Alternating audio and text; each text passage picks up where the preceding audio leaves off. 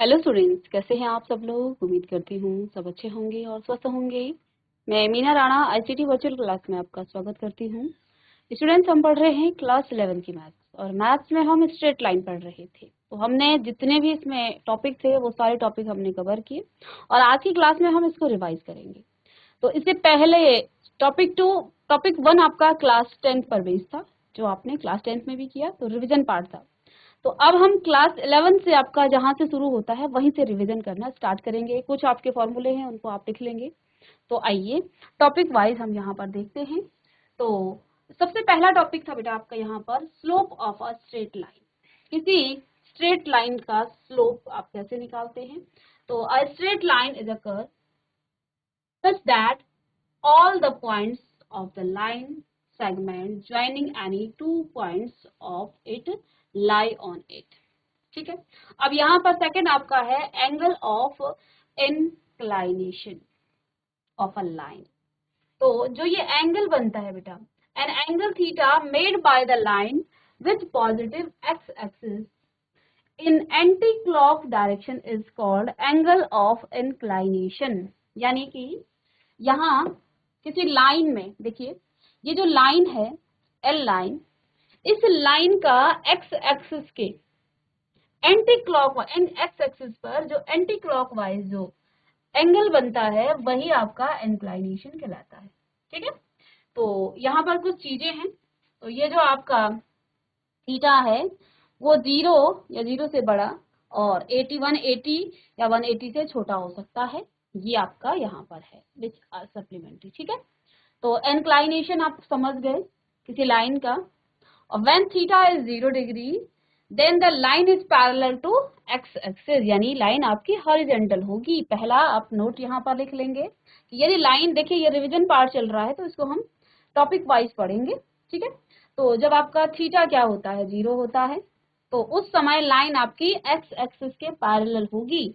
जब x axis के parallel होगी बच्चों, तो यहाँ पर थीटा एंगल बनेगा ही नहीं, यानी थीटा आपका 0 होगा। दूसरा point, when theta is 90 then line is perpendicular to X axis. अब थीटा आपका 90 कब होगा, जब वो सीधा परपेंडिकुलर होगा कहाँ, एक्स एक्सिस पर, तो वहां पर आपका 90 डिग्री हो जाएगा, यानी कि पैरेलल होगा वो वाई एक्सिस के। ये दो पॉइंट्स आपको यहाँ पर नोट करनी है। तो इंक्लाइनेशन क्या होता है, जो एक्स एक्सिस पर एंटी क्लॉक डायरेक्शन में जो एंगल बनता है उसको आप क्या कहते हैं, इंक्लाइनेशन कहते हैं। झुकाव इसको कहा जाता है। ठीक है। थीटा इसको कहते हैं। चलिए, तो दो पॉइंट है। जब थीटा आपका 0 डिग्री होगा तो लाइन एक्स एक्सिस के पैरेलल होगी, यानी लाइन आपकी हॉरिजॉन्टल होगी। और जब आपका थीटा 90 डिग्री होगा then line is perpendicular to X axis, वो एक्स एक्सिस के परपेंडिकुलर होगा और वाई एक्सिस के पैरेलल होगा। दो पॉइंट यहाँ तो आप नोट कर लेंगे। चलिएगा, इसके बाद नेक्स्ट आपका आ जाता है, इस पर बेस्ड क्वेश्चन थे, ये क्वेश्चन हम कर चुके हैं। अभी आज हम सिर्फ और सिर्फ जो आपके पॉइंट्स है उनको डिस्कस करेंगे। जो चीजें हम पढ़ चुके हैं, बाकी क्वेश्चन हम सॉल्व कर चुके हैं, कुछ क्वेश्चन हम यहाँ पर डिस्कस कर लेंगे। इसके बाद नेक्स्ट पॉइंट आपका सेकंड पॉइंट यहाँ पर आया था, slope of a line joining two points. दो पॉइंट्स को जोड़ने वाली, यानी कि दो पॉइंट से जाने वाली जो रेखा है उसका स्लोप आप कैसे निकालते हैं। सपोज आपके पास एक पॉइंट है x, जिसके coordinate x1 and y1, and b second point जिसके कोऑर्डिनेट हैं x2 और y2, to be two given points and theta be the inclination of the line AB। AB का थीटा जो है इंक्लाइनेशन है। हमने क्या किया, एक रफ स्केच यहाँ से एक 90 डिग्री का एंगल इस तरह से बना दिया है। एक सिंपल सी आपके पास लाइन थी, हमने यहाँ से थीटा एंगल बनाया, तो इसको आप सीधा बनाएंगे तो इधर आपका 90 डिग्री का एंगल बन गया। ठीक है। चलिएगा, चलिए, तो अब देखिए यहाँ पर क्या कहा गया है, of the line A B so that m is equal to tan theta. तो यहाँ पर m आपका क्या हो जाएगा, tan थीटा होगा। ये आप जानते हैं स्लोप। तो ये हमने पढ़ा था कि जो आपका स्लोप है, जिसको आप ढाल कहते हैं, जिसको आप प्रवणता कहते हैं, वो आपकी क्या हो जाती है, tan थीटा, और इसको हम क्या कहते हैं, m से डिनोट करते हैं। ठीक है। और चलिए, इसका बेटा हमने आपको डेरिवेशन बताया था ठीक है। तो सिंपल सा हम यहाँ पर slope of a line joining two points, उस लाइन का स्लोप निकालना है जो दो पॉइंट्स को मिलाते हुए इधर से चलता है। तो इस लाइन का स्लोप क्या हो जाता है, m is equal to tan theta. Derivation आपको हम करा चुके हैं, तो ये हम यहाँ पर क्योंकि रिवीजन पार्ट पढ़ रहे हैं तो हम सीधे पॉइंट्स को डिस्कस करेंगे, पॉइंट को एक बार रिवाइज करेंगे, ठीक है। और ये इसी पर बेस्ड आपके बच्चों क्वेश्चन है जो लास्ट में जो आपके बच जाते हैं उनके हम कुछ क्वेश्चन देख लेते हैं, चलिएगा। अच्छा, इसके बाद slope of gradient of a line. Slope क्या होता है ये आप जानते हैं, स्लोप हमने आपको बताया था कि if theta is the angle of inclination of a line L, then tan theta is called the slope of or gradient of a line L and it is denoted by m। तो इसको आप m से denote करते हैं, ये हमने यहाँ पर भी बता दिया था। तो m इज इक्वल टू आपका tan थीटा हो जाता है, और ये कैसे होता है आपको डेरिवेशन हमने करा दिया था, ठीक है। चलिएगा, तो इसी पर बेस्ड आपका एक छोटा सा क्वेश्चन है कि find the slope of a line whose inclination is 60 degree and 150 degree. तो ये क्वेश्चन आप कर चुके थे, ठीक है ना। Let theta be the inclination of a line, then its slope आपका tan थीटा होगा, तो आपको सीधे वैल्यूज पुट कर देनी है, ठीक है। चलिएगा, तो m इज इक्वल टू आपका y2 minus y1 upon x2 minus x1। इसको बेटा हमने आपसे डेरिवेशन भी कराया था नोट में, ठीक है। तो ये क्वेश्चन आप कर चुके थे और हमने इस पर बेस्ड क्वेश्चन भी आपको कराया था। इसके बाद नेक्स्ट जो आपका टॉपिक आता है वो आता है एंगल बिटवीन टू लाइन के बीच एंगल आपको निकालना है। तो डेरिवेशन इसका भी हमने कराया, डायरेक्ट हम जैसा कि फॉर्मूला ही बताएंगे, दो लाइन के बीच का एंगल आप कैसे निकालते हैं। Theta is equal to tan theta is equal to m mod में m2 minus m1 upon 1 plus m1 into m2। ये आपका डेरिवेशन में हमने आपको करवाया था, ठीक है। चलिए, तो भी आप नोट करेंगे, और यहाँ पर भी दो चीजें आपको नोट करनी है। If tan theta is positive then theta will be an acute angle, and if tan theta is negative then theta will be an obtuse angle. चलिए, और इसी पर बेस्ड आपके क्वेश्चन भी यहाँ पर, चलिए इस पर ये आपके बेस्ड क्वेश्चन है। नेक्स्ट जो आपका टॉपिक है, फिर नेक्स्ट आपका टॉपिक आ जाता है यहाँ पर condition of parallelism of line. तो यदि दो लाइनें पैरेलल हैं तो उनके जो स्लोप है बच्चों वो दोनों सेम होंगे। ये आपको हमने डेरिवेशन में बताया था, डेरिवेशन कैसे आता है ये आपको हमने डेरिवेशन कराया था। तो जब आपके पास दो लाइनें पैरेलल होंगी तो उनके स्लोप भी क्या होंगे, उनके स्लोप भी सेम होंगे, और इस पर बेस्ड क्वेश्चन भी आपको कराया था। नेक्स्ट जो टॉपिक था, तो कंडीशन ऑफ, आप इसको एक नोट की तरह लिख सकते हैं जल्दी जल्दी कि कंडीशन ऑफ पैरेललिज्म। पैरेललिज्म मतलब तो होता है कि दो लाइनें आपकी क्या हैं, पैरेलल हैं। यदि एक्स एक्सिस के यहाँ पर दो लाइनें आपस में पैरेलल हैं तो इन दोनों का स्लोप भी आपस में क्या होगा, इन दोनों की ढाल प्रवणता भी इनकी क्या हो जाएगी, सेम होगी। तो m1 is equal to m2 होगा, ये ढाल प्रवणता या स्लोप को m1 कहा जाएगा, और दूसरी लाइन की L1 की प्रवणता आपकी m1 होगी, और L2 सपोज यहाँ पर आपकी L1 और L2 दो लाइनें हैं, इन दोनों की जो स्लोप है वो सेम होगा, और इस पर बेस्ड क्वेश्चन आपका यहाँ पर है। चलिए इसे भी आप नोट कर सकते हैं। चलिएगा, तो ये आपका रिवीजन पार्ट है, तो यहाँ पर हम सारे टॉपिक को एक बार रिवाइज करेंगे और क्वेश्चन हम कर चुके हैं बच्चों। चलिए, फिर आपके पास इसके बाद नेक्स्ट टॉपिक आता है परपेंडिकुलर। इसका मतलब ये है कि दो लाइनें एक दूसरे के परपेंडिकुलर हों, यानी आपके पास ये आपका y एक्सिस है, ये आपका x एक्सिस है। सपोज एक लाइन इस तरह से है और दूसरी लाइन कुछ इस तरह से, यानी यहाँ पर आपका परपेंडिकुलर कुछ इस तरह की डिस्टेंस बन रही है, ठीक है। चलिएगा, तो यदि दो लाइनें आपस में परपेंडिकुलर होंगी तो m1 into m2 is equal to -1, ये इनका रिलेशन है और ये क्वेश्चन में हमें काम आता है। तो यदि दो लाइनें, condition of perpendicularity of two line, यदि आपके पास दो लाइन, ये आपकी L1 सपोज, ये आपका L2 है, दो लाइनें हैं आपस में और ये एक दूसरे के परपेंडिकुलर हैं, तब इन दोनों का जो स्लोप है वो क्या हो जाएगा, m1 इंटू m2, और इसका डेरिवेशन भी आपको हमने नोट में कराया है, तो इसमें भी आपको कोई डाउट नहीं होगा। Condition of perpendicular of two line, ठीक है। चलिएगा, इसको भी आप नोट कर सकते हैं और इसको आप इस तरह से भी लिख सकते हैं, m1 into m2 is equal to -1 और m1 is equal to -1 bye m2, इनका रिलेशन इस तरह से भी आप लिख सकते हैं।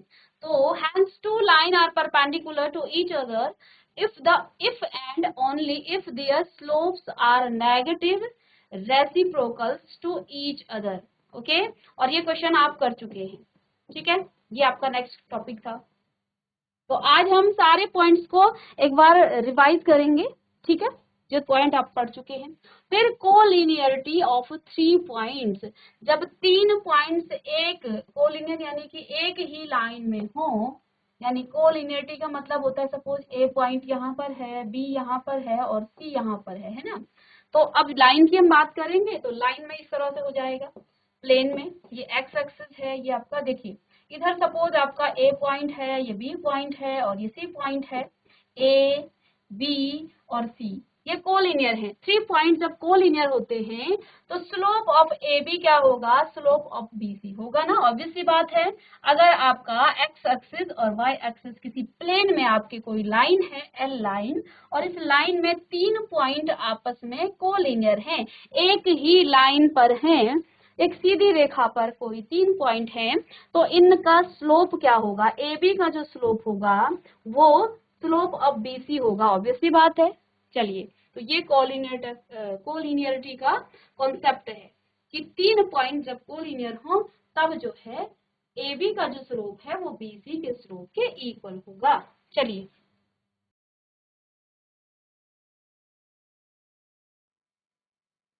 और ये इन्हीं जो आप अभी क्वेश्चन किए हैं, जो टॉपिक किए उन पर आपका टॉपिक प्रैक्टिस है, तो इस टॉपिक प्रैक्टिस को भी आप कर लेंगे, ठीक है। यहाँ आपको इसके बाद नेक्स्ट हमने बात की थी किसकी, जो नेक्स्ट आपके पास टॉपिक है वो है various form of equation of line. Various form of equation of line, जल्दी से नोट करेंगे आप, एक नोट की तरह से लिख सकते हैं, various form of equation of line. Line की इक्वेशन के अलग अलग फॉर्म आपने प्रीवियस लेक्चर में पढ़ा बच्चों। पहला फॉर्म है equation of line parallel to X axis और इक्वेशन ऑफ हॉरिजॉन्टल लाइन की हम बात करते हैं, ठीक है। तो देखिए, जब आपके पास कोई लाइन इस तरह से है, ये एक्स एक्सिस है, ये वाई एक्सिस है, और सपोज यहाँ एक लाइन एल है, ठीक है, या फिर नीचे अब हम बात कर रहे हैं किसकी, पैरेलल की, तो पैरेलल आपका ये पॉजिटिव एक्सिस में हो सकता है, नेगेटिव में हो सकता है। तो हमने यहाँ पर बात की है किसकी, equation of line parallel to X axis. अब कोई लाइन है वो नेगेटिव में भी जा सकती है, ये लाइन भी तो इस एक्सिस के पैरेलल है और ये लाइन भी पैरेलल है, तो इसका क्या हो जाता है, यहाँ पर आपको इसका हमने डेरिवेशन कराया था, तो y इज इक्वल टू आपका a या y is equal to -a, जब वो नीचे होगा तो -a और ऊपर होगा तो a आ जाएगा। चलिए, इसको नोट करें आप। तो इसमें बच्चों आप इस पिक्चर को भी बनाएंगे और साथ में ये भी लिखेंगे, ठीक है, 2 चीजें आपको लिखनी है। तो देखिए, जब कोई लाइन एक्स एक्सिस के, ये y is equal to a कैसे हुआ, देखिए जब कोई लाइन एक्स एक्सिस के पैरेलल होगा बच्चों, तो यहाँ पर आपका इक्वेशन क्या होगा, y is equal to a। क्यों, क्योंकि यहाँ से यहाँ तक की डिस्टेंस मेजर की आपने a है, ठीक है, और यहाँ हर पॉइंट पर आपका जो एक्स एक्सिस तो अलग होगा लेकिन y आपका फिक्स होगा। देखो y की डिस्टेंस कितनी है, यहाँ ओरिजिन से y की डिस्टेंस है a, तो इस लाइन पर हर एक पॉइंट पर y is equal to a ही होगा आपका, पूरी लाइन में y बराबर आपका a ही रहेगा, ठीक है, y आपका फिक्स है, इसलिए यहाँ पर equation y is equal to a।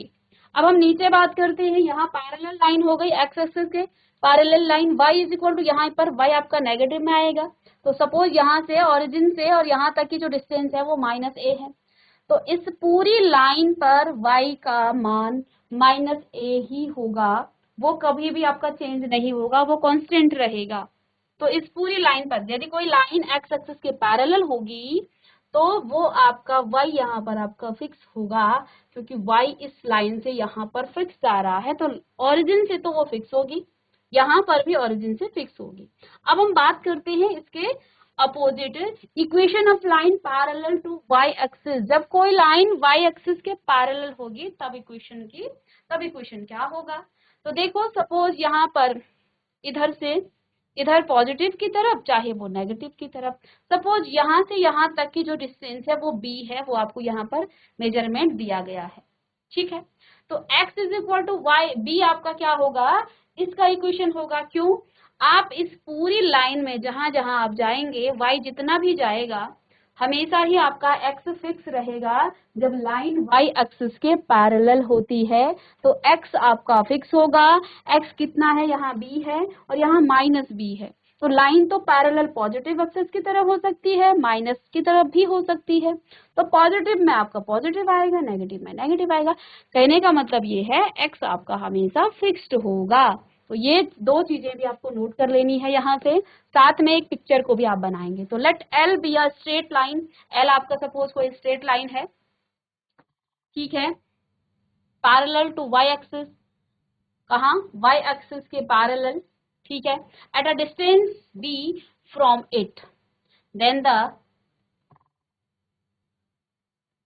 Every point line on the b either. तो वही चीजें हैं जो हम समझा रहे हैं आपको कि हर पॉइंट पर आपका, इस लाइन के हर पॉइंट पर आपका जो x होगा वो फिक्स्ड होगा, एक्स नहीं बदलेगा, एक्स हमेशा यहाँ बी ही रहेगा, चाहे आप इसको इन्फिनिटी तक ले जाएगा इस लाइन को, या नीचे आप कितना भी ऊपर इसको लाइन को बढ़ाएं, हमेशा एक्स आपका फिक्स होगा। और जब वो एक्स एक्सिस के पैरेलल है तो उस समय वाई आपका फिक्स होगा। ये दो चीजें आपको यहाँ पर पिक्चर भी बनानी है और साथ में आपको इसका इक्वेशन भी लिखना है। तो दो फॉर्म आपके हो गए हैं, equation of line parallel to X axis या इक्वेशन ऑफ हॉरिजॉन्टल लाइन, या फिर equation of line parallel to Y axis और इक्वेशन ऑफ वर्टिकल लाइन। तो ये आपकी वर्टिकल लाइन है और ये आपकी हॉरिजॉन्टल लाइन है, ये वाली एल, ठीक है, ये भी एल लाइन है। चलिए नोट करेंगे इसे जल्दी से।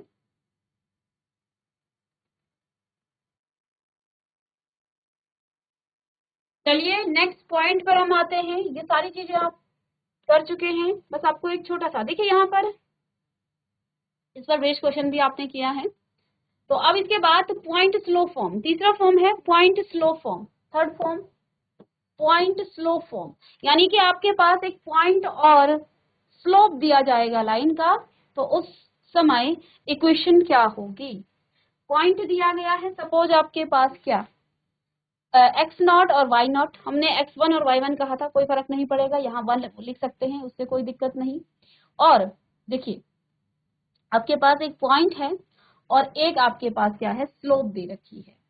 So the equation of a straight line having slope mn passing through the point आपके पास q x naught y naught is, ये equation आपके पास होगी y minus y naught is equal to m x minus x naught। हमने आपको point बताया था x1 और x2, x1 और y1, तो वहां पर आपने क्या लिखा था, y minus y1 is equal to m और x minus x1। तो कोई फर्क नहीं पड़ेगा, y naught आप x naught y naught लिखें या फिर y naught x1 y1 लिखें, ठीक है। तो इक्वेशन आप इस पिक्चर को बना करके इस तरह से इक्वेशन लिखेंगे। चलिएगा नेक्स्ट जो फॉर्म है, इक्वेशन है पॉइंट स्लोप फॉर्म, यानी जब आपके पास क्वेश्चन में एक पॉइंट दिया गया, एक स्लोप दिया जाए, तब आप इस तरह से इक्वेशन को निकालेंगे किसी भी लाइन की। चलिएगा इसको नोट करेंगे और साथ में इस पर बेस्ड क्वेश्चन है, तो बच्चा क्वेश्चन तो हम कर ही चुके हैं इसके। चलिएगा तो चलिए एक छोटा सा क्वेश्चन आप देख सकते हैं यहाँ से, find the equation of the passing through. यहाँ पर एक पॉइंट दिया गया है और एक स्लोप दिया गया है, ठीक है, एक पॉइंट दिया है और एक स्लोप दिया है। तो आपको पता है एक फॉर्म होती है इक्वेशन, लाइन की इक्वेशन की कौन सी फॉर्म होती है, पॉइंट स्लोप। तो आपके पास एक पॉइंट है, एक स्लोप है, तो बस आप डायरेक्ट यहाँ पर उस फॉर्मूले को, यहाँ पर उस इक्वेशन का फॉर्मूला यहाँ पर इक्वेशन को लिखेंगे। तो y नॉट और x नॉट दिया गया है, y minus y naught is equal to m x minus x naught, ठीक है। m is equal to slope of the line and x naught is equal to -4 and y naught is equal to 3। तो बस जहां आपका y not और x नॉट है उसकी वैल्यू रखें, m की वैल्यू रखें और सीधे आपको इसका आंसर मिल जाता है। तो ये आपका पॉइंट स्लोप फॉर्म है, ठीक है। इसके बाद नेक्स्ट है बेटा आपका थर्ड फोर्थ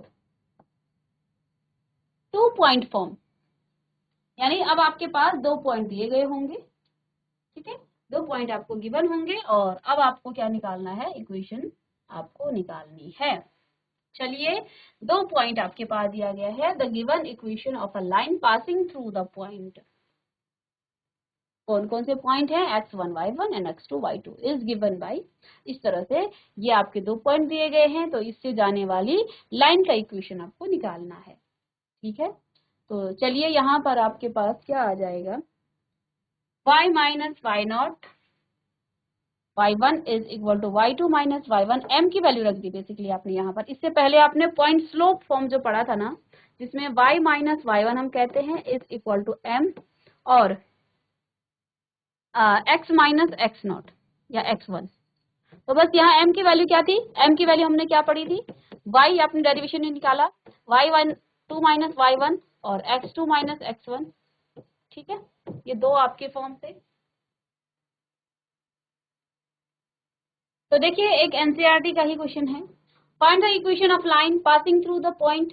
तो यहाँ 2 पॉइंट दिए गए हैं, आपको इक्वेशन निकालना है। तो आप जानते हैं इक्वेशन क्या होता है, y minus Y one is equal to y2 minus y1। तो इस इक्वेशन को रख के आप सीधे वैल्यूज को पुट करेंगे तो आपको इक्वेशन मिल जाएगी। ये आपका था, ठीक है। चलिए चलिए इसके बाद नेक्स्ट आपका है slope intercept form. Slope intercept का मतलब ये है कि आपका जो इक्वेशन है वो क्या कर रहा है, इंटरसेप्ट कर रहा है किसको, suppose L which slope M cut the y axis at the distance C। अच्छा, ये जो आपका स्लोप है, स्लोप M है इस लाइन का, और ये इस y एक्सिस को इस C पॉइंट पर कट रहा है एट द डिस्टेंस, ओरिजिन से इसकी डिस्टेंस कितनी है, C डिस्टेंस है। इंटरसेप्ट का मतलब होता है टुकड़ा। तो ये जो आपकी लाइन है जिसका स्लोप m है, इस लाइन ने इस y एक्सिस को यहाँ से इसके 2 टुकड़े कर दिए हैं, एक तो ओरिजिन से यहाँ तक, और सपोज ओरिजिन से इस पॉइंट तक की डिस्टेंस c है, ये आपको दी गई है। From the origin distance c is called the y intercept of the line. ये जो डिस्टेंस c पर जिसने y एक्सिस को काटा है इस लाइन ने, इस डिस्टेंस को यहाँ पर इसको क्या कहते हैं, y इंटरसेप्ट, क्योंकि यहाँ y एक्सिस के क्या हुए हैं, स्लोप ने उसको 2 टुकड़े में कन्वर्ट कर दिया है, 2 टुकड़े में बांट दिया है।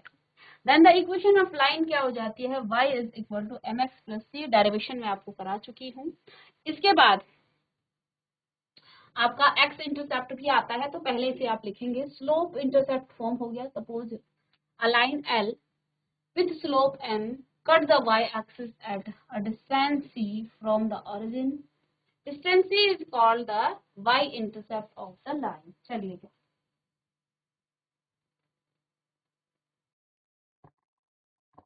चलिए ये तो आपका y-intercept हो गया बच्चों। चलिए इसके बाद आपका x-intercept का फॉर्मूला इक्वेशन आप कैसे निकालेंगे, ये तो आपके कुछ चलिए, और suppose the line which slope m cut the x axis at a distance d from the origin. अब देखिए पिक्चर आपके पास सेम है। अब यहां से आप देखिए, सपोज इस लाइन ने, ठीक है, तो यहाँ पर आपका डिस्टेंस पिक्चर आपको मेंशन नहीं है, सेम चीज। यदि वो जो लाइन L है ना, वो आपको स्लोप M है और लाइन L है, ठीक है, वो कट करती है x एक्सिस को at the distance of d from the origin. Origin से वो कहां पर, ये जो लाइन है ना x एक्सिस और y एक्सिस में, चलिए इधर बना लेते हैं y एक्सिस और ये आपका x एक्सिस। अब ये जो लाइन है ना बेटा, यहाँ पर इसको x एक्सिस में काट रही है यहाँ पर, और यहाँ से लेके यहाँ तक की जो डिस्टेंस है वो कितनी है, ओरिजिन से और यहाँ तक जो है ये डिस्टेंस कितनी है, ये आपकी डिस्टेंस है d, ठीक है। That makes x intercept d। तो इसको हम क्या कहते हैं, x इंटरसेप्ट d कहते हैं। The equation of line is y is equal to m x minus d। Derivation में आपको करा चुकी हूँ। कुछ नोट है यहाँ पर, the value of c and d will be positive और नेगेटिव। ये पॉजिटिव हो सकती है, नेगेटिव हो सकती है। क्यों? क्योंकि इंटरसेप्ट वो उसको पॉजिटिव एक्सिस पे, अब देखो लाइन इधर से आ गई तो इधर से उसने माइनस की तरह किया ना उसको इंटरसेप्ट, तो ये पॉजिटिव भी हो सकती है, नेगेटिव भी हो सकती है। वाई एक्सिस को सपोज लाइन ने यहाँ से काट दिया तो ये तो नेगेटिव में आ जाएगा। तो ये आपका पॉजिटिव और नेगेटिव दोनों ही हो सकता है। तो क्या लिखा है, the value of C and D will be positive, या तो ये पॉजिटिव भी हो सकती है, नेगेटिव हो सकती है, अकॉर्डिंग एज द इंटरसेप्ट। ये इंटरसेप्ट करने पर डिपेंड करेगा कि लाइन किधर से कट हो रही है। अगर पॉजिटिव में, यहाँ पर हम एक्स एक्सिस की बात कर रहे हैं, तो पॉजिटिव एक्स में इसको इंटरसेप्ट किया है, इस लाइन ने यहाँ वाई एक्स को क्या किया है, पॉजिटिव में इंटरसेप्ट किया है। अगर हम यहाँ किसी दूसरी लाइन की बात करें, सपोज यहाँ पर कोई लाइन इस तरह से आती है, तो ये वाई एक्सिस को नेगेटिव में और एक्स एक्सिस को भी नेगेटिव में इंटरसेप्ट करती है। तो ये डिपेंड करता है कि लाइन किधर इंटरसेप्ट हो रही है। और if the line passing through origin then 0 is equal to m, तो इस तरह से आपका इक्वेशन हो जाएगी 0। ठीक है, तो equation of line passing through the origin is y is equal to mx where m is the slope of the line, तो स्लोप ही है। If the line is parallel to x axis then m is equal to 0। तो अगर कोई line x axis के parallel है तो slope obvious सी बात है 0 हो जाएगी। स्लोप तो होगा ही नहीं, यानी उसमें ढाल तो आएगी नहीं, ढलान प्रवणता उसकी होगी नहीं, तो तब आपका m क्या हो जाएगा, 0 हो जाता है। The equation of line parallel to x axis y is equal to c। तो ये हमने कुछ इंटरसेप्ट फॉर्म पढ़े हैं जो आपकी लाइन के इक्वेशन की हैं, और इन पर क्वेश्चन देखिए, ये रिवीजन पार्ट है, इसमें हमने सारा जो भी हमने अभी तक पढ़ा है उन सबको हमने रिवाइज किया है, कौन कौन से फॉर्म यहाँ पर पढ़े हैं। नेक्स्ट क्लास में कुछ और पार्ट्स यहाँ पर बच जाते हैं, उसको भी हम रिवाइज करेंगे और फिर नेक्स्ट टॉपिक पर डिस्कस करेंगे। तो मिलते हैं नेक्स्ट लेक्चर में, तब तक के लिए थैंक यू।